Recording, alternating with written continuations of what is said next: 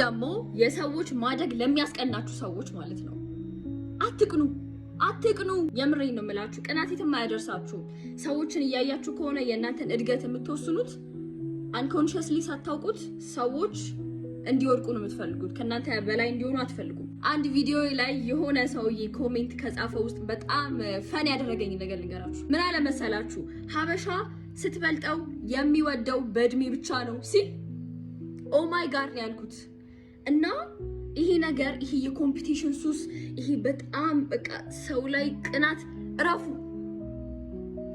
እድገታችሁ ከራሳችሁ ጋር ይሁን። ሰዎች ሲያድጉ የማያስደስታችሁ ከሆነ ጓደኞቻችሁ ሻይን ሲያደርጉ የሆኑ ሰዎች ከፍ ሲሉ ስታዩ አረ ወይኔ እንትናቸው እኮ ምናምን አትበሉ። በቃ እንኳን ደስ አላችሁ። የእነሱ ደስታ የሚያስደስታችሁ ከሆነ የስኬታችሁ ቀን የሆነ የምትፈልጉት ነገር የሚሆንበት ቀን በጣም አጭር ነው ስነግራችሁ።